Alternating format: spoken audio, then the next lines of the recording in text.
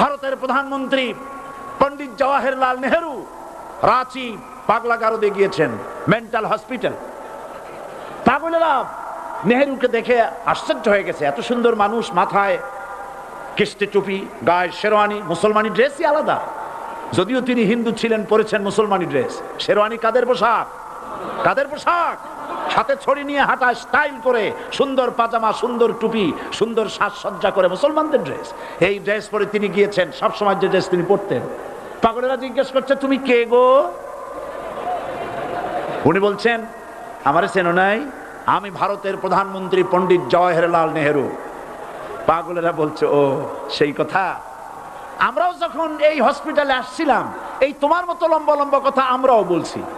থাকো আমাদের সাথে কিছুদিন, তোমার মাথাও ঠান্ডা হয়ে যাবে। ক্ষমতায় যারা থাকে, ক্ষমতার মোহে চতুর্দিকে অন্ধকার দেখে, মনে করে আমার পতন আর হবে না। কিন্তু তোমাকে বুঝিবে যে গোকুলে বাড়ি শেষে। গাড়ির চাকা সব সময় উপরে থাকে না। গাড়ির চাকা সব সময় উপরে থাকলে গাড়ি তো চলবেই না। গাড়ির চাকা ঘোরে বলেই তো গাড়ি চলে। সুতরাং এই উপরে তোমার চাকা উপরে এখন আছে বলে, তোমার দলের চাকা উপরে আছে বলে যারা মানুষের উপরে জুলুম করছো, আলেমদেরকে ধরতেছো, মুসল্লিদেরকে ধরে ধরে জেলে ঢুকাচ্ছ, সময় আসবে এমন ইন্দুরের গর্ত অপমানা পালাবার জন্য।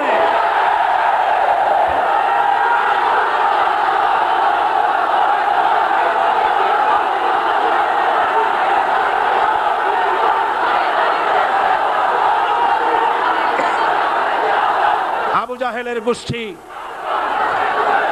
জাহেলের গোষ্ঠী মনে করেছে সোজা আঙ্গুলে ঘি যখন উঠলো না, আঙ্গুল বাঁকা করতে হবে। শুরু হয়ে গেল অত্যাচার, শুরু হয়েছে না? হযরত সুমাইয়া রাদিয়াল্লাহু তাআলা আনহা কি নির্মম ভাবে, নিষ্ঠুর ভাবে তাকে শহীদ করা হলো। খাব্বাব, খুবাইব, হযরতে খাব্বাব রাদিয়াল্লাহু তাআলা আনহুকে দেখে হযরত ওমর একদিন বলছিলেন, খাব্বাব তোমার পিঠে এত গর্ত কেন? এত গর্তওয়ালা পিঠ আর এত চিকুন কোমর আমি তো জীবনেও দেখিনি। হযরতে খাব্বাব বলেছেন, ওমর জানো না, ইসলাম কবুল করার অপরাধে, কালেমা পড়ার অপরাধে কাফির বেঈমানেরা আমাকে মারধর করেছে। যখন আমি তাদের মারে কালেমা ছাড়ি নাই, তখন আগুন জ্বালায়া আগুনের আংটার উপরে, আংটা আগুনের উপরে আমাকে চিৎ করে শোয়া, আমি যেন নড়াচড়া করতে না পারি সেজন্য আমার বুকের উপরে পাথর চাপা দিয়ে রেখেছে। আগুনে গোশত পুড়ে পুড়ে আগুন ভিতরে ঢুকেছে, গায়ের রক্ত আর চর্বি গলে গলে পড়ে আগুনগুলো নিভেছে। ওই পিঠে যে গর্ত হয়েছে আজও পর্যন্ত সেই গর্ত মিটে যায় নাই। হযরত খাব্বাব রাদিয়াল্লাহু তাআলা আনহু বলছেন, বুখারী শরীফে হাদিসে ভাবে এসেছে, ওয়ান খাব্বাব বিন আরিত রাদিয়াল্লাহু তাআলা আনহু আন্নাহু ক্বাল শাকাউনা ইলা রাসূলিল্লাহি সাল্লাল্লাহু আলাইহি ওয়াসাল্লাম ওয়া হুয়া মুতাওয়াসসাদুন বুরদাতুন লাহু ফি জিল্লিল কাবা। আমি গেলাম রাসূলুল্লাহর কাছে, যে দেখি হুজুর বাইতুল্লাহ শরীফের ছায়ায় আরাম ফরমাচ্ছেন। আমি কাছে গিয়ে বললাম, আলা তাস্তানসিরু লানা আলা তাদউ লানা ইয়া রাসূলুল্লাহ, হে রাসূল আপনি কি আমাদের জন্য দোয়া করবেন না? আপনি কি আমাদের জন্য আল্লাহর কাছে সাহায্য প্রার্থনা করবেন না? মার খেয়ে খেয়ে তো শেষ হয়ে গেলাম। শুনতেছেন আপনারা? আল্লাহর নবী উঠে বসলেন, বললেন, খাব্বাব শোনো, তোমাদের আগে যারা এই পৃথিবীতে এসেছিলেন দ্বীনের দাওয়াত দেওয়ার জন্য, সমকালীন রাষ্ট্র শক্তি তাদেরকে ধরতো, ফায়ুখাজুর রাজুলু ফায়ুহফারু লাহু ফিল আরদ, তার জন্য তারে ধরে নিয়ে মাটির মধ্যে গর্ত করত, ফায়ুজআলু ফিহা, এরপরে সেই গর্তের ভিতরে তাকে কোমর পর্যন্ত গেড়ে দিত। সুম্মা ইউতা বিল মানশার, এরপরে করাত আনা হতো, ফায়ুদাউ আলা রাসিহি, এরপরে করাতটা মাথার উপরে রাখা হতো, ফায়ুজআলু নিসফাইন, এরপরে করাত দিয়া চিরে চিরে জীবিত মানুষটাকে দ্বিখণ্ডিত করে ফেলে দিত। মা ইয়াসুদ্দুহু যালিকা আন দীনি, এত কষ্ট দেওয়ার পরেও, এত জুলুম করার পরেও দ্বীনের দায়ীদেরকে এক চুল পরিমাণ আল্লাহর রাস্তা থেকে তারা সরাই দিতে পারে নাই। ওয়াল্লাহি ও খাব্বাব, আমি আমার আল্লাহর নামে কসম করি। ও মুসলমান, কে কসম করতেছে? আল্লাহ রাসূল। আমি আমার আল্লাহর নামে কসম করি, ওয়াল্লাহি লা ইউতাম্মান্নাল্লাহু হাযাল আমর হাত্তা ইয়াসির রাকিবু মিন সানা ইলা হাজরামাউত। সেদিন বেশি দূরে নয়, ইয়েমেনের রাজধানী সানা থেকে শুরু করে সৌদি আরবের হাজরামাউত পর্যন্ত হাজার হাজার মাইল, এই দীর্ঘ পথে যুবতী নারী তার সৌন্দর্যের পশ্চা নিয়া, আর ধনাঢ্য ব্যক্তিরা, সওদাগরেরা তাদের টাকা পয়সা নিয়া একাকিনী অথবা দলবদ্ধ ভাবে মানুষেরা যাতায়াত করবে। লা ইয়াখাফু ইল্লাল্লাহ, মানুষের মনের মধ্যে কোনো ভয় থাকবে না। এমন একটা সময় আসবে, ওয়ালাকিন্নাকুম তাস্তাজিলুন, অথচ তোমরা বড্ড তাড়াহুড়ো করছো। তাড়াহুড়ো করো না, অপেক্ষা করো, ধৈর্য ধরো, মার খাও, জেলে যাও, শহীদ হও, আল্লাহর রাজ কায়েম হবেই হবে।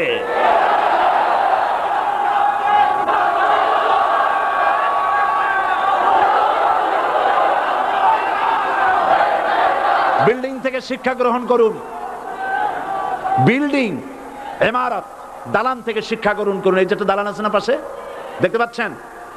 এই দালান কি দিয়ে তৈরি করা হয়েছে বলেন? ইট। সমস্ত ইটেরা যদি ধর্মঘট করত, আমরা কেউ মাটির তলায় যাব না, কেউ আমরা আগুনে পুড়ে ঝামা হব না, পিক হব না, কেউ আমরা টুকরা টুকরা হব না, সবাই থাকবো উপরে উপরে, তাহলে কি দালান হইতো নাকি? এই বিল্ডিং নির্মাণ করতে গিয়া ইটের যে স্যাক্রিফাইস, হাজার হাজার ইটকে পিক হতে হয়েছে, পুড়ে যেতে হয়েছে, খোয়া হতে হয়েছে, ভেঙে টুকরা টুকরা হয়ে 50 ফিট মাটির নিচে যেতে হয়েছে। তারপরে ইমারত গঠন হয়েছে, সুন্দর দালান তৈরি হয়েছে। যারা ইসলামী শাসন চান, আল্লাহর দ্বীনকে বিজয়ী দেখতে চান, তাদেরকে অসংখ্য মানুষকে পোড়া ইটের মতো জেলখানায় পুড়ে পুড়ে মরতে হবে, অসংখ্য মানুষকে ফাঁসির কাস্টে ঝুলতে হবে, গায়ের রক্ত দিতে হবে, শহীদ হতে হবে, তারপরে ইসলামের ইমারতটা কায়েম হয়ে যাবে।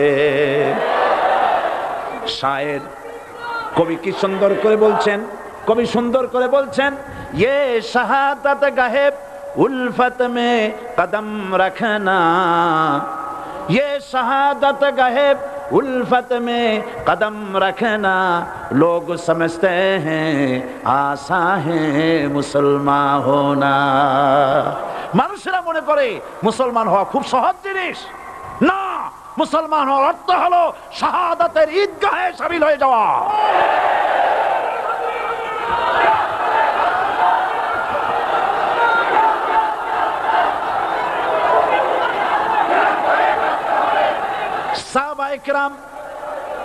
সাহাবায়ে কেরাম মার খেলেন, এবার স্বয়ং আল্লাহর নবীর গায়ে হাত তুলল।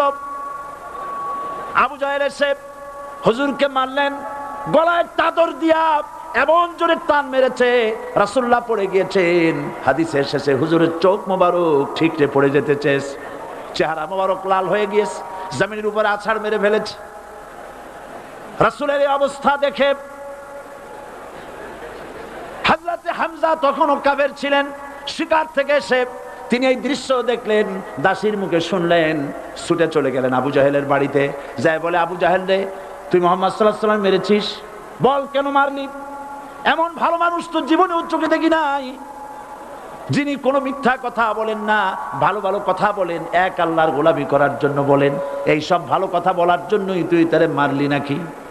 আরে আবু জাহেল, তুই কি মনে করেছিস মুহাম্মদ সাল্লাল্লাহু আলাইহি ওয়াসাল্লাম তার পিতা আব্দুল্লাহ মারা গেছে বলে মুহাম্মদ সাল্লাল্লাহু আলাইহি ওয়াসাল্লাম এতিম হয়ে গেছে এই মনে করেছিস নাকি?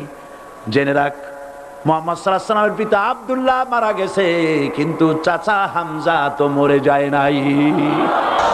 হাতের ধনুক দিয়া এমন জোরে আঘাত মারলেন, আবু জাহেলের মাথা ফেটে রক্ত ফিনকি দিয়ে বেরিয়ে এলো।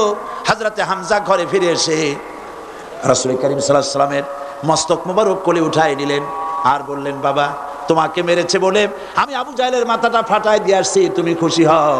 হুজুর বলছেন, চাচা, কার মাথা ফাটাইছো এইটা বলে আমারে খুশি করতে পারবা না।